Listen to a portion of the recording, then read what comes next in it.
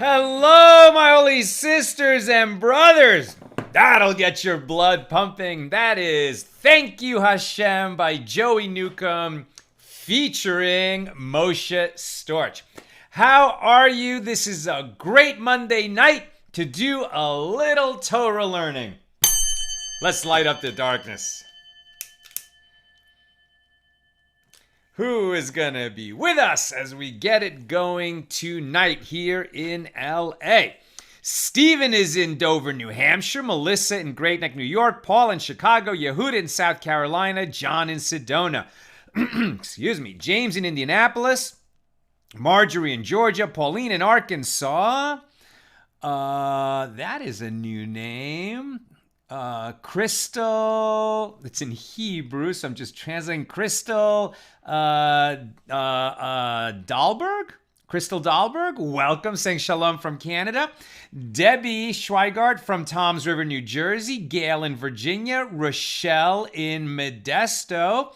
Recovering from shoulder surgery. May you have a complete and speedy recovery, Rochelle. Joyce in Philadelphia. Chaim says good evening. Annie is in Texas. Nancy in Oregon. Renee says Indy in the house. Elizabeth Kite says love your show and teaching, insight and energy. Thank you so much, Elizabeth. Michael from Queens and Hannah from Simi Valley. Welcome, welcome everybody over there on the YouTube side. Neil is with us in Virginia. Tonight's episode of AT Daily is dedicated by Rabbi Mark Blazer in memory of a dear friend of ours. Phil Blazer was really, an institution in the Los Angeles Jewish community. Phil Blazer used to publish a Jewish newspaper, and then he created JLTV, Jewish Life Television Network. That network still is shown in, 60 or 70 million homes across the United States. He interviewed Nina and me. It was our first television interview on our first movie, When Do We Eat? We had a great conversation with him.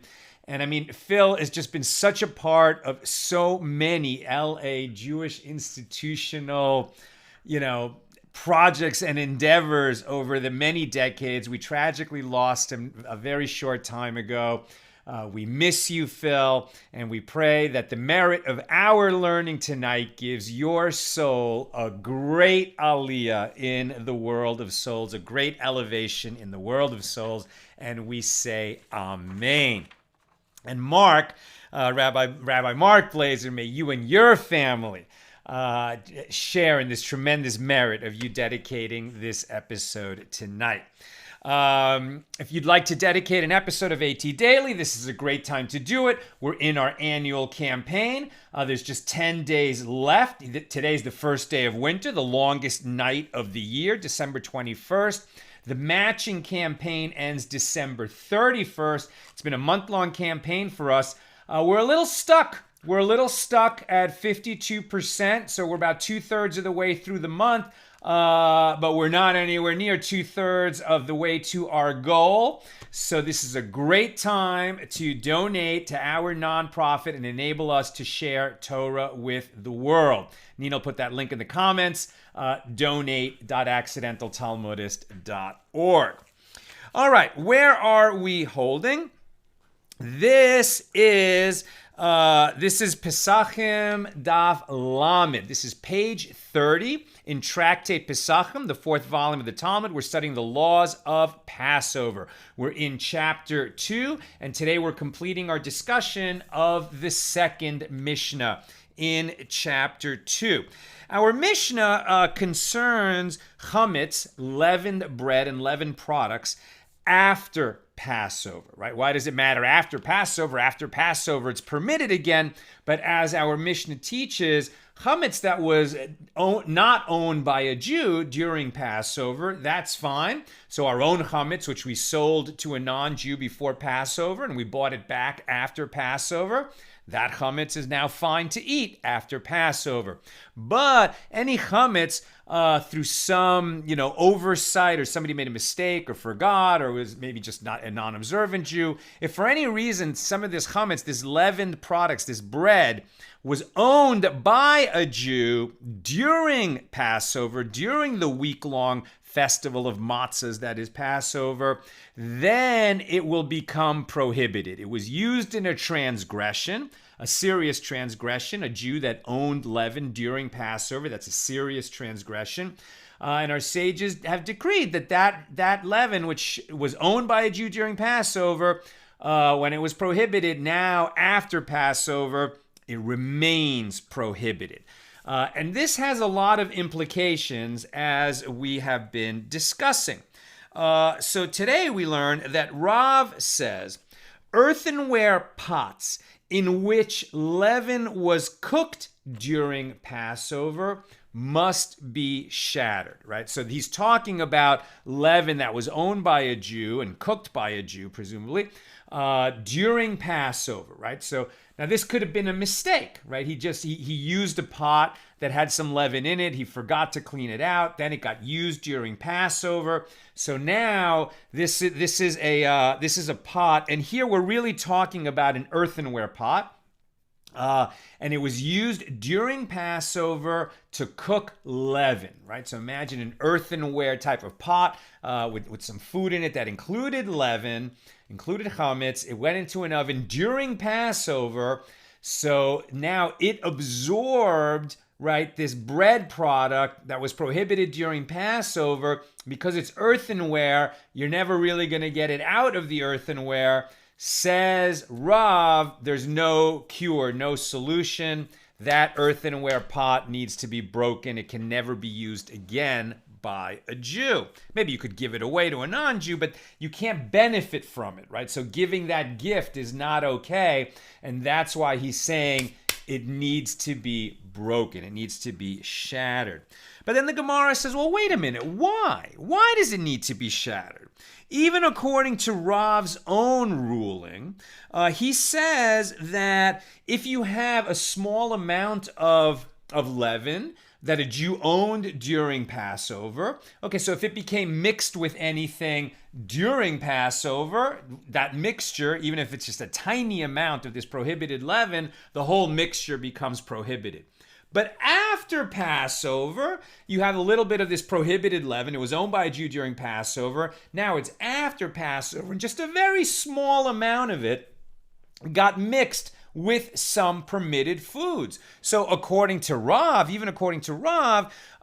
the amount of the prohibited leaven is less than 1/60th of the mixture that it falls into, and it doesn't impart its flavor onto the mixture, then that mixture is permitted. That's what we were discussing yesterday. So this is just a pot in which some leaven was cooked. The pot is now clean. Maybe something went into the nooks and crannies of the earthenware itself, but it's such a small amount. Why is Rav saying that the pot needs to be broken? Whatever is now going to be mixed when you put permitted foods in that pot, the ratio of prohibited leaven to the permitted food in the mixture is going to be less than 1/60. Why do we have to smash the pot? Asks the Gemara.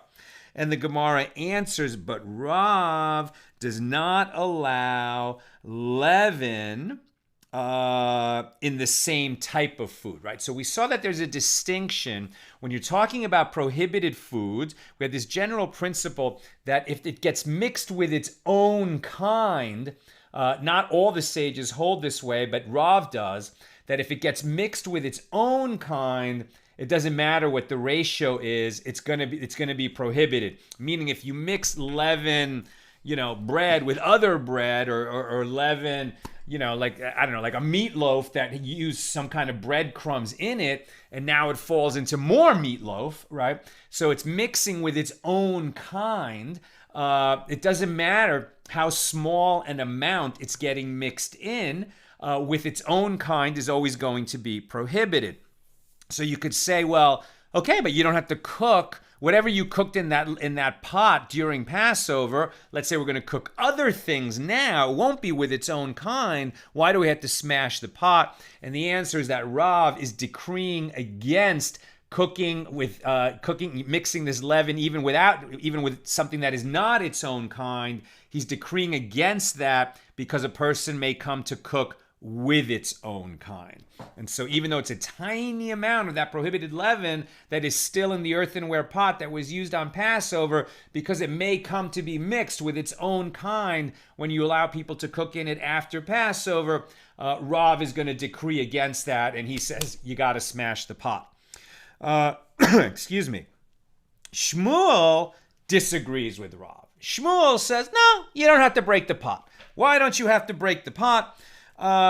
Because whatever leaven they add to the mix, whatever's going to be cooked in this pot after Passover has passed, whatever permitted foods are going to go in this pot, there's this tiny bit of prohibited leaven because it was owned, right? Because leaven was cooked in this pot during Passover. By definition, it was is a Jew's pot, right? Some Jew cooked some prohibited leaven in this pot during Passover. That's what's making it prohibited.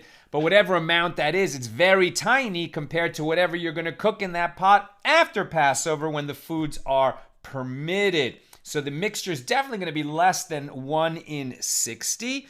And Shmuel is not concerned because he holds that ratio is what matters, 1 in 60, whether you're cooking something with its own kind or not. So he's not concerned that people will come to cook with its own kind because he doesn't care. According to him, what matters to nullify prohibited food in a permitted food is that it's less than 1 in 60.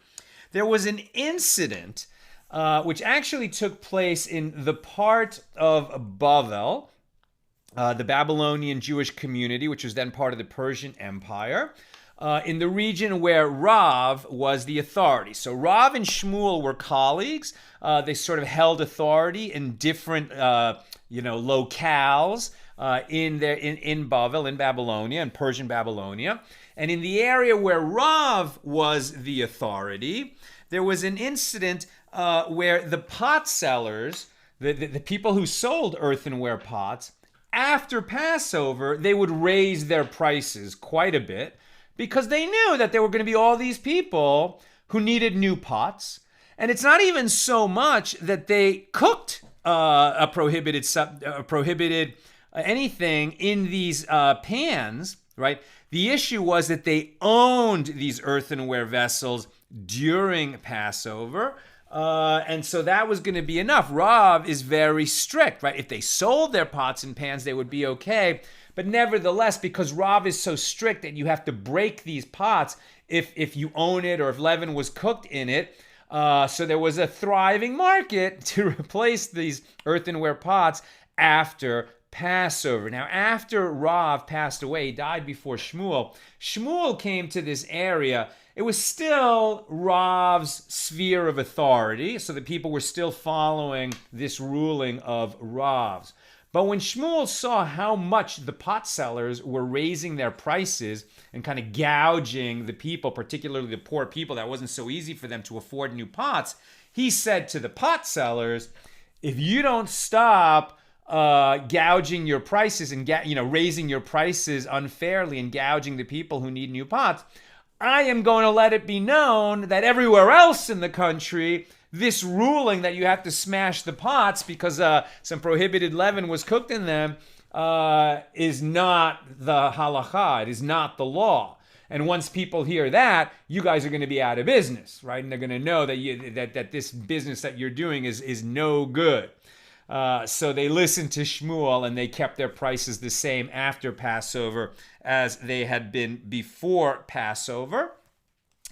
And Shmuel mentioned to them that the halacha, the law, accords with Rabbi Shimon, who permits benefit from leaven after Pesach, leaven that was owned by a Jew after Pesach. Now, what's interesting about that is that doesn't quite work. Like there's a problem here, right? I mean, I'm noticing this problem because we saw already that Rabbi Shimon says by Torah law, leaven that was owned by a Jew during Passover is permitted for benefit after Passover, right? You can use something that had leaven in it. It's not going to be a problem. But we saw that by rabbinic decree, you can't benefit from leaven that was owned by a Jew during Passover. The reason that this is going to be okay, as was just explained above, is that Shmuel is all right with this mixture, right? That any leaven that might have been in those earthenware pots is nullified in a mixture, and a lot less than 1 part in 60. So I'm not sure, and I think that Rabbi Shimon held by that also. I think that saying that the halakha accords with Rabbi Shimon and then saying that the issue is whether the leaven was owned by or not, for benefit or not, doesn't seem to me to be the dispositive issue in this case. But if anyone can, enlighten me why Rabbi Shimon and his holding about whether leaven is owned by a Jew and benefit permitted after Passover seems to be the issue there, help me out. Okay. Another incident, there was an oven that they smeared with meat grease. Okay, so remember, ovens in Talmudic times, not like ovens now, not a metal range box in the middle of your kitchen. Rather, this was an outdoor item, large clay oven, earthenware oven. And so there was this one oven where they rubbed some kind of grease made from meat on the oven. And you can kind of imagine that if you do that, it's going to impart like a nice kind of roasted meat scent and maybe even a little bit of a flavor. It's like almost like a seasoning that goes into the bread, which is baked in that oven. But that is not permitted. The sages absolutely forbid you to use meat grease in an oven and then bake your bread in it. Why? Because you might then take that bread, which now has a meat flavor in it, and then you might dip your bread in a dairy dip, and then you would violate the law against eating meat and milk together. So there was a sage, Rava bar Ahilai, and he said that this oven is done. It's no good. It has absorbed this meat grease into its walls, and it can never be used for baking bread again. He's not saying you have to destroy the oven. He's saying you can only cook meat in the oven. You cannot cook bread. Bread needs to be parve, right? Parve in the laws of kashrut, in the laws of kosher. What is kosher? Parve means neither meat nor dairy. Bread must be parve, because you may come to eat your bread with meat, or you may come to eat your bread with cheese, and the bread itself cannot be dairy and it cannot be meat. So that's why Rava bar Ahilai said any bread that comes out of this oven that was smeared with grease is prohibited. No bread that ever comes out of that oven is permissible for a Jew to eat.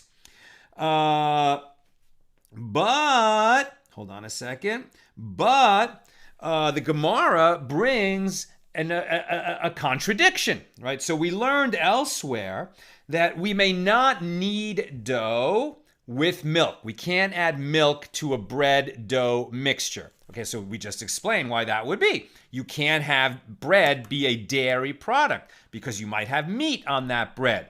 But that same teaching also says we may not knead our dough with milk, lest we make a habitual transgression. Like a person might think, well, this bread that I'm baking now, I know I'm just going to make grilled cheese sandwiches out of it. And the bread is so good when I add a little bit of milk to the dough. And I know this bread, no way I'm ever going to eat meat with it. So just this time I'm going to do it. That's prohibited, absolutely prohibited, because if you do it once or twice or 3 times just for your grilled cheese sandwiches, you might come to get used to putting milk in your dough, and eventually you'll have this dairy bread with meat. But that same teaching also says that we may not smear an oven with meat grease, right? Because we might bake bread in it, which you then come to eat with dairy. But this is the contradiction to Rava bar Ahilai. But if one kindles a fire in that oven, a big hot fire that had grease smeared on the wall, and just burns off the grease on the inside of the oven, then that oven is no longer considered to be an oven smeared with meat grease. You can burn it off, and at that point, you can continue baking bread in that oven. That's going to be parve bread, neither meat nor dairy, and it's going to be permitted bread. So this is a conclusive refutation of Rava bar Ahilai. Ravina said to Rav Ashi. Ravina and Rav Ashi are the editors of the Gemara, the first commentary on the Mishna, which was edited by Rabbi Yehuda Hanasi.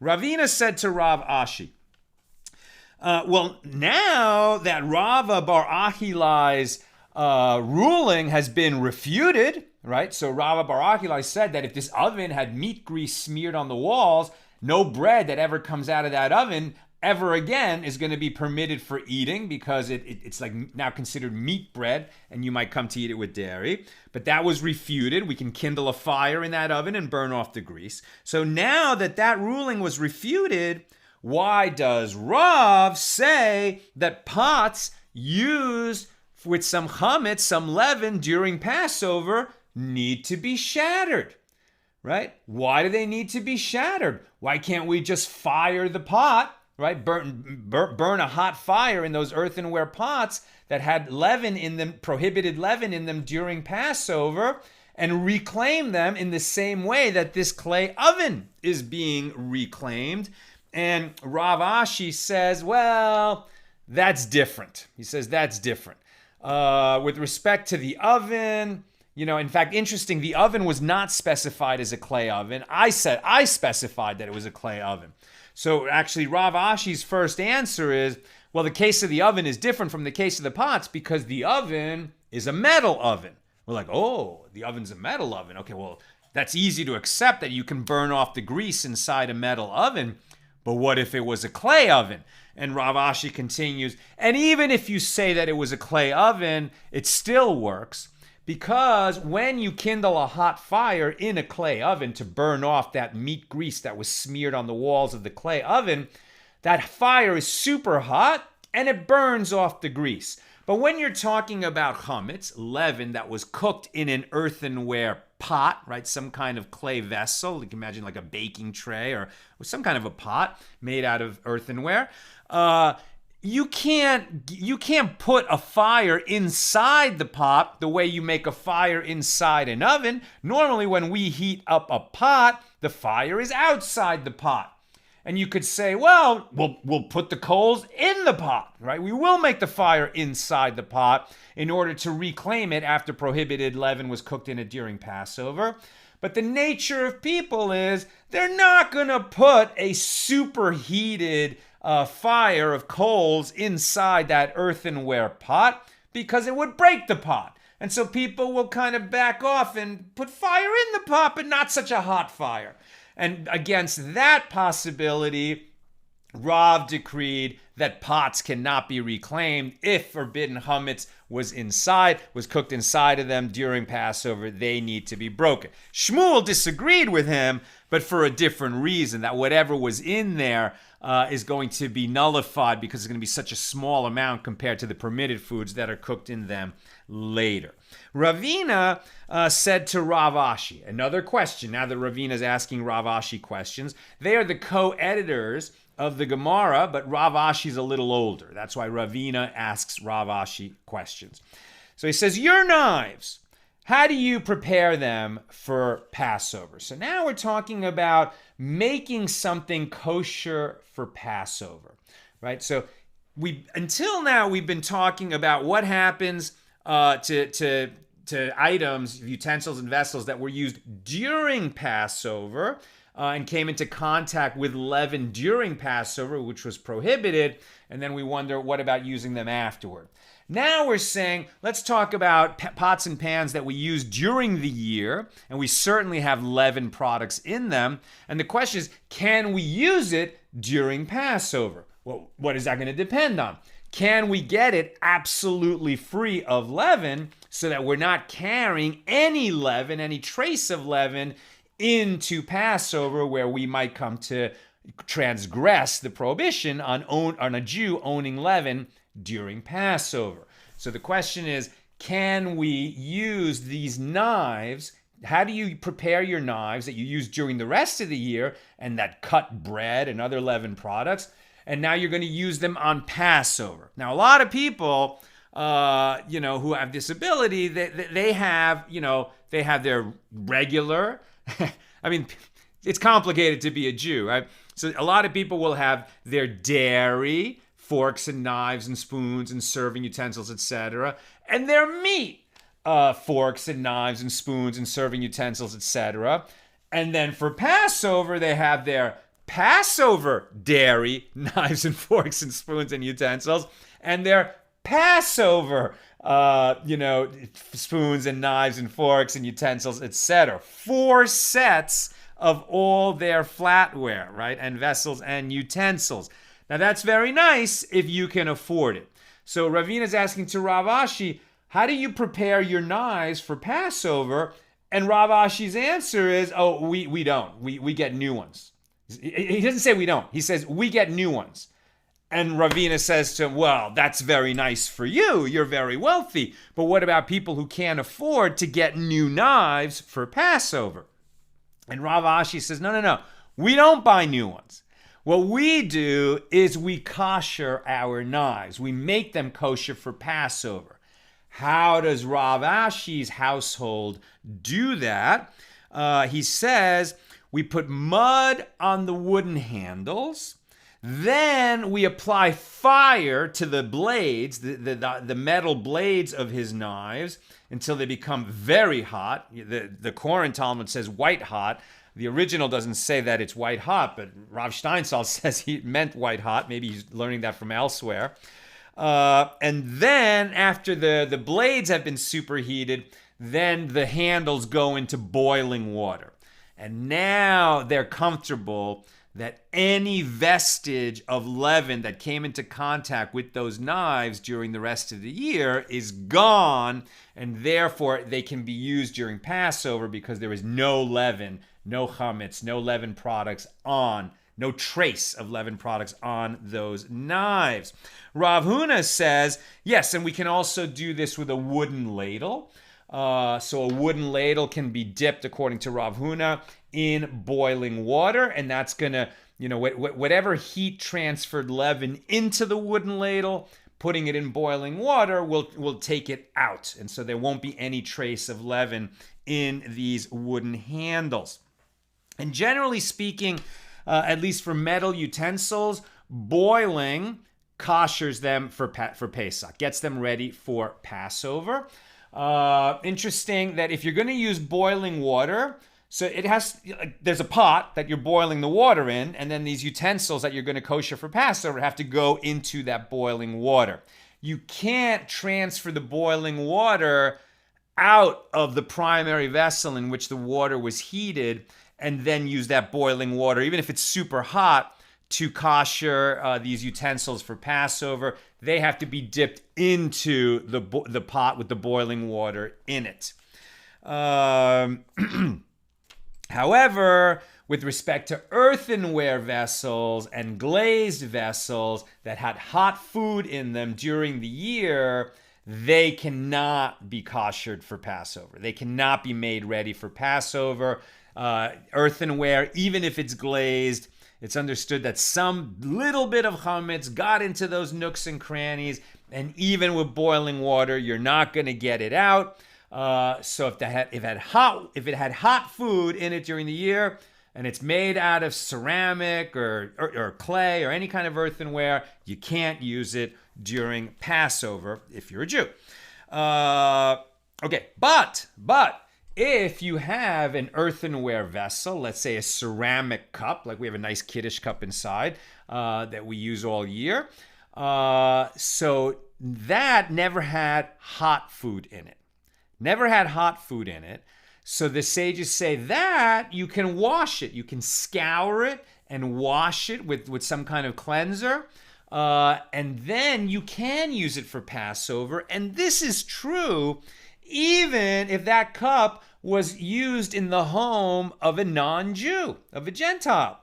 Now, according to the sages, particularly the sages who were making these rulings 2,000 years ago, any non-Jew, there's a possibility that they used wine in making libations to their idols, right? So it's not saying that all non-Jews are idolaters who bow before idols, but it's certainly possible back then that a non-Jew, would pour a wine libation to their idol. And we know that God hates idolatry, and anything that has the remote chance that it was used in idolatry becomes prohibited. So you might think, well, then how is it possible that this cup, which was in a non-Jew's home and might have been used to pour libations with non-kosher wine for their idol, how we can now use it for Passover? And the answer is yes, as long as it's washed and scoured completely, yes. Why? Because the only thing, the concern that we have for wine that might have been used in idolatry or leaven during the year is that it gets into the nooks and crannies via heat. Since no heat was used in this ceramic goblet that was used to drink wine, it has to be guaranteed that no hot food or hot beverage ever went in it. If there's a chance that hot beverage went in it, that's a totally different situation. But if you're sure that it's only been used for cold foods, then yes, it can be made ready for Passover through washing. I'm almost done, so if you have comments and questions, put them in there now. Where am I? We did that. Okay. Scouring, washing. Okay, now one last point. So what about a vessel that actually held bread itself, right? That it was like your bread box, right? Can your bread box be made ready for Passover to store matzah in it during Passover? Answer: yes, it can. You can scour out the bread box and make sure that absolutely all the crumbs, etc., are out of there. And then you could make that ready and have matzah in it. The exception to this is if it actually had leaven itself in it. What leaven itself would be the yeast, right? What causes the dough to rise, or if it had like sourdough in it, the leavening agent, then no, then it cannot be made ready for Passover. You need to put that away, sell it along with your chametz so you don't own it during Passover. Likewise, what about a vessel that you needed dough in it, right? So like you had dough that had its leaven in it, and you were kneading the dough in this vessel. Could that be made ready for Passover? Excuse me. And the answer is no. According to the Gemara, no, if you needed dough in it, you're not going to be able to make it ready for Passover. The law, the halacha, actually became established that any kind of vessels, even if you needed dough in them, if you pass them through boiling water, they're going to be okay for Passover. They are going to be okay for Passover. But the custom is that if a bread box or a vessel or anything was used for actual bread or for kneading dough, etc., then people don't boil it. They don't do that. The custom is that anything that really came into contact with bread or dough or kneaded dough, etc., anything like that, you put it away with the rest of the chametz and you don't try to prepare it for use on Passover. All right, that's what we've got tonight. Let me come to your comments and questions. This is the first day of winter. Tonight is the longest night of the year. And you're starting off with Torah study. Yasher Koach to you. Beautiful. What a beautiful use of time. I'll just mention we have this teaching elsewhere in the Talmud. I think we've encountered it already, right? And it'll come up again. But the idea was that, the original holidays that were celebrated at this time, long before, there were the modern holidays that are celebrated at this time of year, it goes all the way back to Adam and Eve. Right? So Adam and Eve were told that because they ate of the tree of knowledge of good and evil, that on that day you shall die. And they didn't die. So then they were kicked out of the Garden of Eden, and then they noticed that the days were getting shorter and shorter, right? Because they were kicked out of the Garden of Eden shortly after Rosh Hashanah. Right? The world was created on day 1. On day 6, the humans were created. That same day they sinned. They were allowed to spend Shabbos in the Garden of Eden. Then after Shabbos, they were kicked out.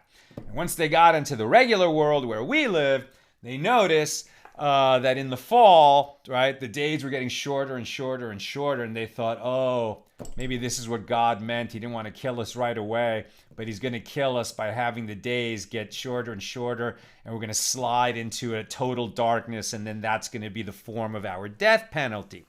But come December 21st, they stopped getting shorter.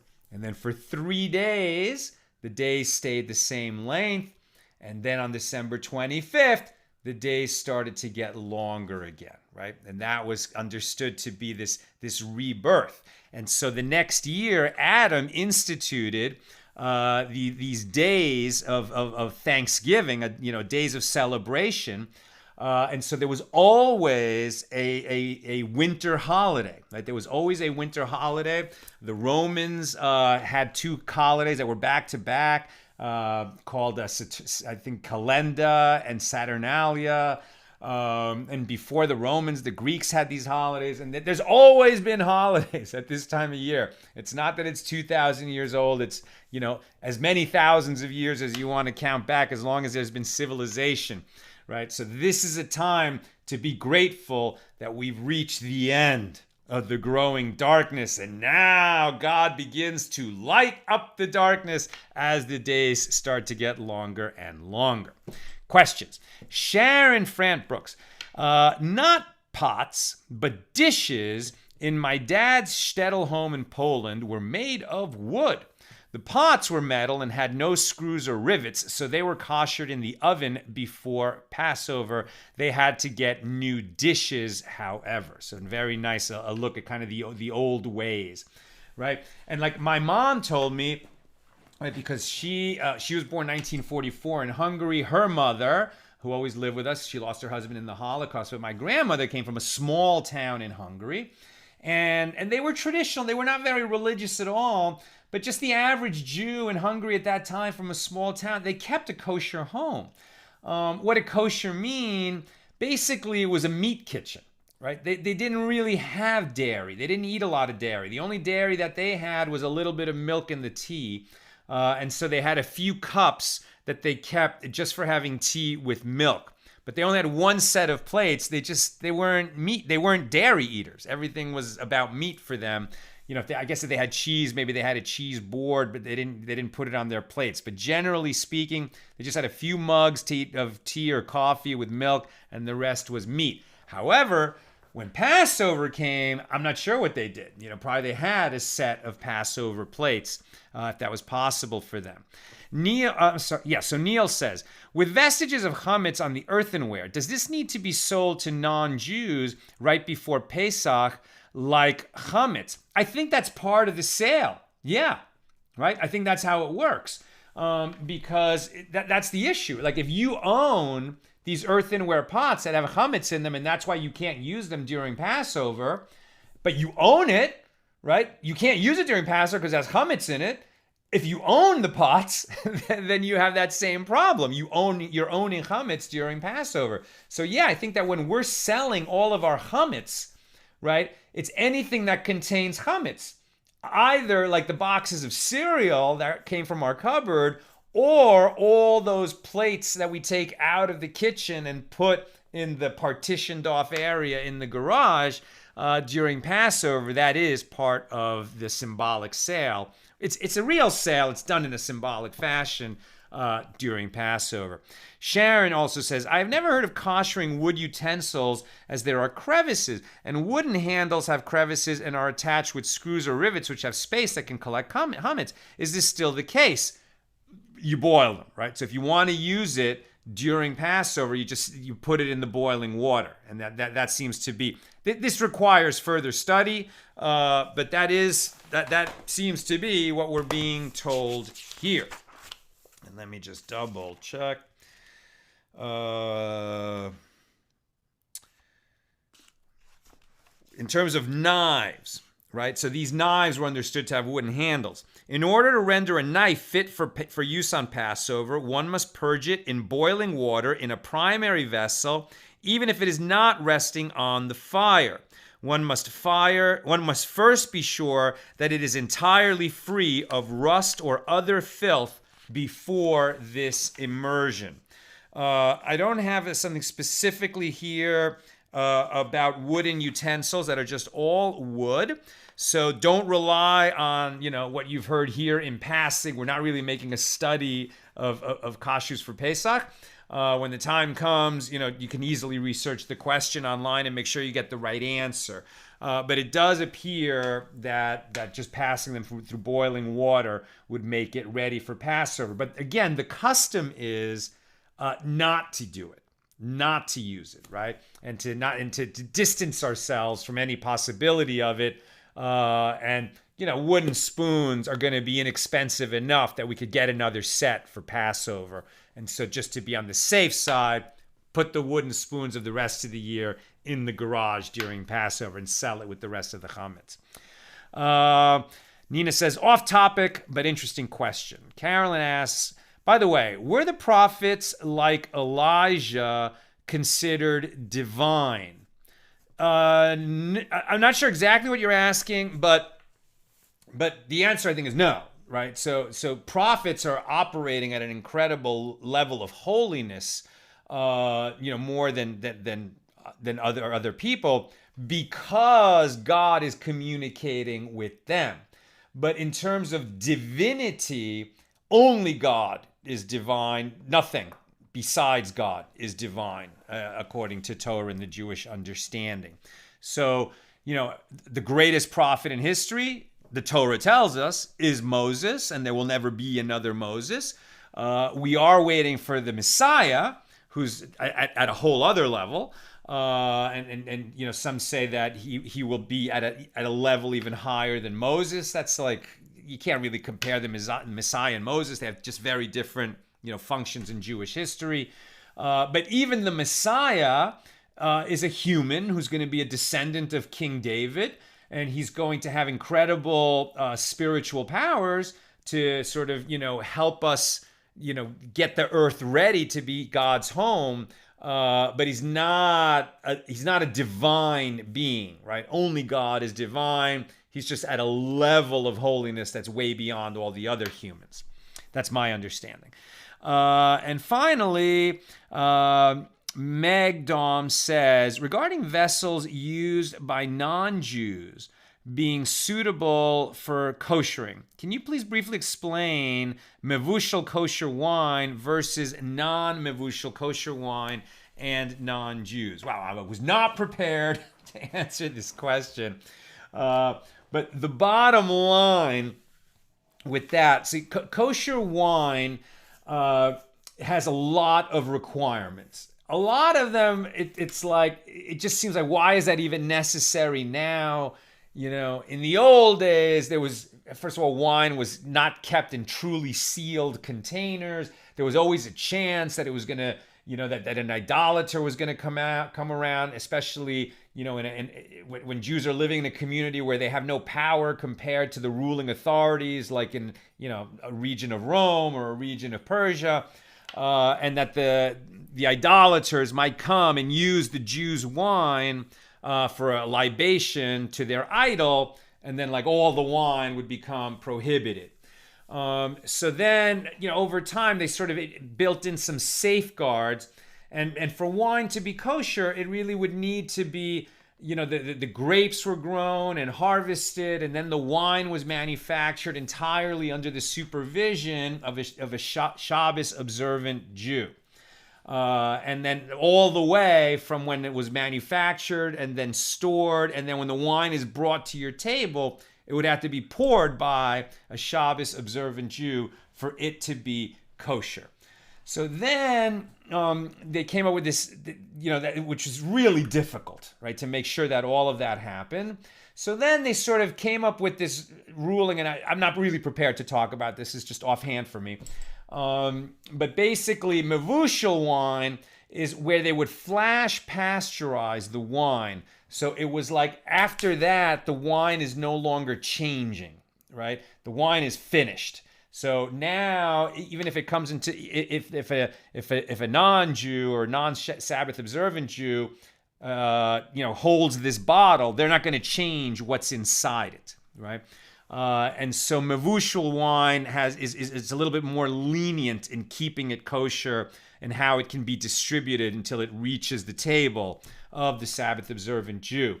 Non-mevushal wine is not flash pasteurized that way and tends to be higher quality kosher wine, right? So if you really like wine, you're looking for that non-mevushal kosher wine. These are expensive wines, but now it has to be guaranteed that, in that chain of transmission from when the wine was made until it's brought to your table, there's going to be limitations on who can handle it and who can pour it, especially once it's opened.